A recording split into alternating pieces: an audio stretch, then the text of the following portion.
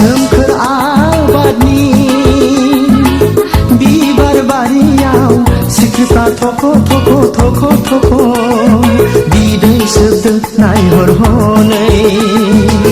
बिबारा बारबाय मोदोमनाय बिरबायबाय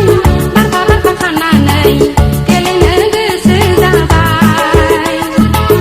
बिबारा बारबाय मोदोमनाय बिरबायबाय बारफा बारफा खानानै गेलेनो गोसो जाबाय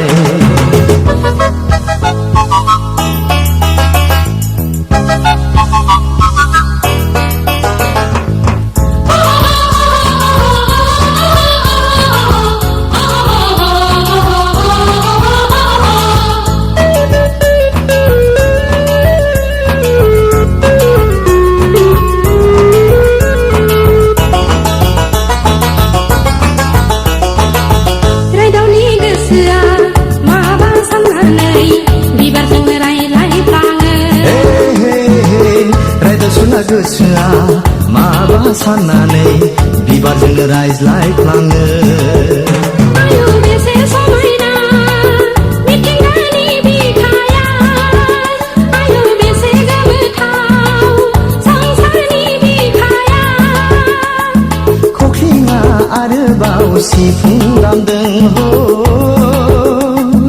गलाबा देंग्लायना बागुरुम मोसादों बिबारा बारबाय मोदोमनाय बिरबायबाय बारफा बारफा खानानै गेलेनो गोसो जाबाय बिबारा बारबाय मोदोमनाय बिरबायबाय बारफा बारफा खानानै गेलेनो गोसो जाबाय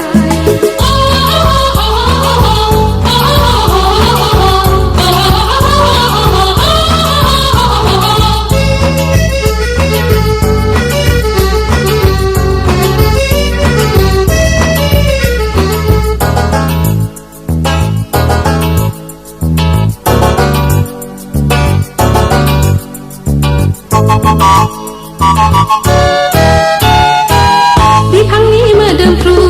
बिबारफोरखौ बिदै सोबदों दाउसिन दाउला बिबारासो मुलुगनि गोदै थिलिखौ सिनायहोदों हाजो हाला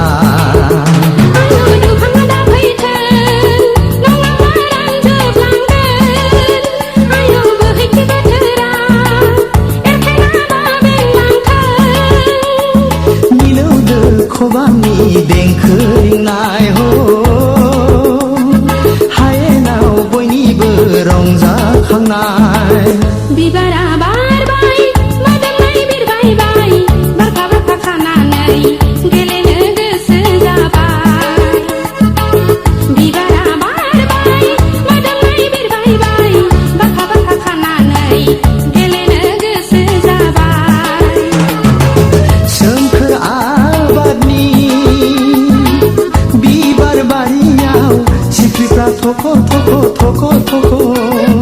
बिदै सोबदों नायहर हनै बिबारा बारबाय मोदोमनाय बिरबायबाय बारफा बारफा खानानै गेलेनो गोसो जाबाय बिबारा बारबाय मोदोमनाय बिरबायबाय बारफा बारफा खानानै गेलेनो गोसो जाबाय बारफा बारफा खानानै गेलेनो गोसो जाबाय बारफा बारफा खानानै गेलेनो गोसो जाबाय बारफा बारफा खानानै गेलेनो गोसो जाबाय